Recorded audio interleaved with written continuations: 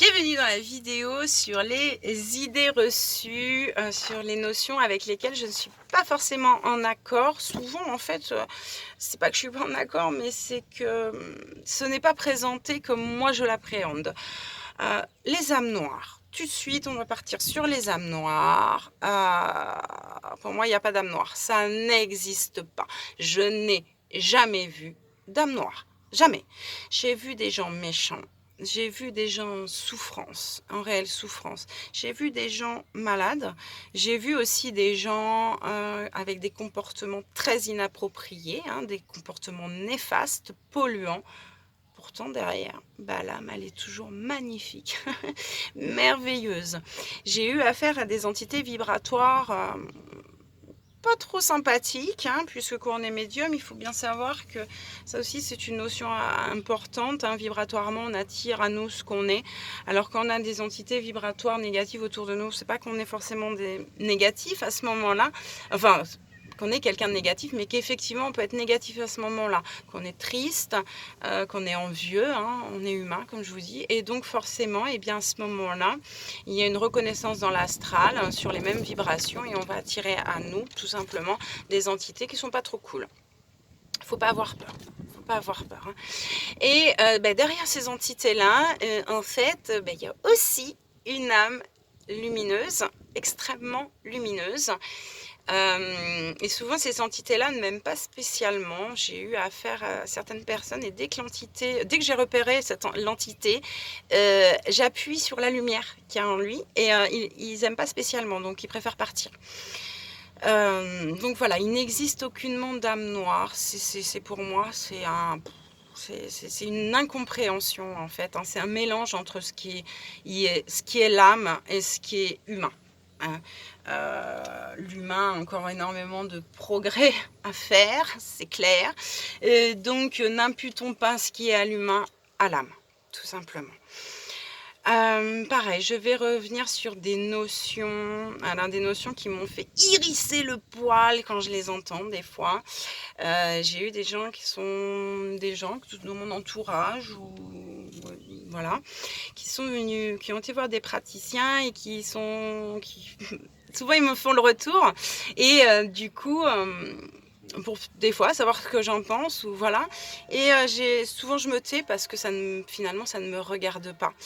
Mais il y a des notions qui m'hérissent le poil, c'est quand j'entends à la couper des liens d'âme. Ah ouais, quand même. Ah ouais, quand même, elle est forte, elle est super forte. Ta praticienne, ton praticien, il a coupé un lien d'âme humaine. L'humain a coupé un lien d'âme, mais en fait, non. Un lien d'âme, ça ne se coupe pas, c'est pas possible. Je vous remets la petite baleine. Vous voulez couper un petit bout de queue? Enfin, non, on peut pas couper un lien d'âme en fait, et c'est pas notre problème, les liens entre les âmes. Alors en fait, oui, je l'ai eu à le faire aussi. On va donc on rencontre cet être, votre âme qui a vécu plusieurs vies, et en fait, on va pas du tout couper des liens d'âme avec une autre âme, et on peut essayer de le faire, essayez si vous voulez. Et du coup, on va en fait, comment dire, élever l'âme à ce moment-là en compréhension. Elle est bloquée, une partie de cette âme-là est bloquée. Alors là, c'est pareil, j'utilise le mot, mais c'est pas vraiment le mot. Est bloquée dans une vie, une partie. C'est compliqué comme notion. Une partie de son esprit est bloquée dans une vie, et en fait on va aller débloquer des choses, on va aller à ce moment-là mener une compréhension d'âme à âme, mais en aucun cas on va couper un lien d'âme en fait, ça ne se coupe pas les liens d'âme, et c'est pas une personne extérieure qui va faire ça. Donc attention à ces notions, c'est pas effectivement on va couper des liens, mais on va couper des liens de dépendance qui se sont créés lors des incarnations, mais pas des liens d'âme, jamais, enfin, pas des liens d'âme. Voilà, hein, ma notion sur ça, hein. Et puis dernière aussi notion que je voulais revenir, c'est les passeurs d'âme. Là, je vais peut-être pas me faire que des amis, mais voilà, c'est comme ça. Là aussi, j'ai rien contre les passeurs d'âme, rien à voir, mais le mot est très, très mal choisi et du coup certains s'engrangent dedans. En fait, c'est pas lui là aussi, hein, le passeur d'âme ne fait pas passer les âmes. À aucun moment, c'est lui qui moi c'est marrant, un passeur d'âme, je vois bien, petite âme dans la petite main et puis je l'envoie dans les lumières. Nan, rien à voir. Le passeur d'âme, en fait, à ce moment-là, l'âme est dans une compréhension, donc l'âme, hein, désincarnée, hein, le défunt, est dans une compréhension qui reste encore très très humaine, et du coup les guides, son âme, sa propre âme, donc là quand je dis sa propre âme, c'est vraiment l'âme qui est plus consciente, va se servir d'un autre humain pour faire passer des messages pour que cette âme en errance trouve, en fait, monte en conscience et de elle-même voit la lumière, plus ou moins, en tout cas ouvre une porte. En fait, les âmes qu'on appelle en errance, elles sont jamais seules. Elles sont toujours accompagnées de leur guide. Simplement, elles ne le voient pas forcément ou elles ne l'écoutent pas forcément parce qu'elle va être plus branchée sur l'humain. Donc on va passer via un humain, hein, les guides, pour transmettre un message, pour monter l'âme en conscience. Et c'est cette âme qui choisit d'elle-même de passer. Elle passe d'elle-même de l'autre côté, aidée de ses guides. En fait, plutôt qu'un passeur d'âme, c'est plus un éveilleur d'âme.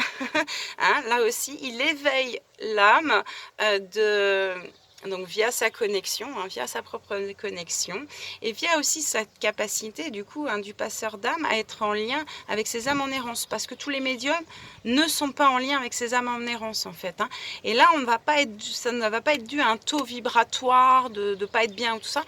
Là, on rentre dans une mission de vie, une expérimentation d'une certaine forme de médiumité, mais sur une strate différente, tout simplement. Hein, voilà. Donc c'est juste un petit voilà, c'est pas un coup de gueule, mais c'est pour remettre certaines choses en place sur des choses qui me font vraiment des fois serrer des dents sur certaines choses. C'est vraiment l'âme et parfaite, c'est pareil, hein, j'ai eu des notions des fois sur les suicidés vont recommencer, nanana, où ils errent dans l'entremonde. Non, bah, via mon expérimentation, pas du tout. Hein. J'ai eu des défunts, hein, qui s'étaient suicidés et qui en fait m'ont dit mais non, pas du tout, parce qu'en fait dès que je suis morte, c'était une expérience que je devais vivre. Et en fait dans votre vie d'âme, bah, vous avez certainement vécu le suicide. C'est une expérience comme une autre. Ça peut être un choix de l'âme, pas forcément toujours, mais en tout cas ça peut l'être. Et en fait, les expériences que j'ai eues avec ces défunts-là, c'est non, en fait, mes guides, ils étaient là tout de suite. Je suis montée en conscience et je suis passée de l'autre côté. Voilà, il n'y a pas forcément d'errance via telle mort ou telle mort ou telle mort, non plus. Il n'y a pas de généralité dans ce monde-là, c'est assez impressionnant d'ailleurs. Hein. Il n'y a aucune généralité, tout est vrai, tout est faux. Hein, c'est la joyeuse dictonie de l'univers, vraiment, vraiment. Donc voilà, si aux notions de faire très attention aux choses qui peuvent créer chez vous de la peur comme voilà les notions de diable, de démon, de choses comme ça, d'être entre deux mondes, dans l'entremonde, les âmes en errance, voilà, tout simplement. Au contraire, on cherche à comprendre énormément de choses, mais il faut se rappeler qu'on n'est pas forcément là pour comprendre. On est là pour expérimenter et vivre ce que nous avons à vivre à ce moment-là. Voilà, donc j'arrive en fin de conférence. Toujours en fait dans ma conférence, je laisse toujours un temps d'échange, j'aime bien, où vous pouvez me poser vos questions ou me partager votre propre expérience. Donc là, de l'âme, vos notions de l'âme, je trouve ça très enrichissant et très intéressant. Donc je vous invite à le faire, donc soit directement sur la page Facebook ou sur Instagram où je vais publier ces vidéos, ou directement sur ma chaîne YouTube. Voilà, et je répondrai avec grand plaisir aux notions que j'ai oubliées et aux questions, à ce partage d'expérience. Je vous dis au revoir, à bientôt.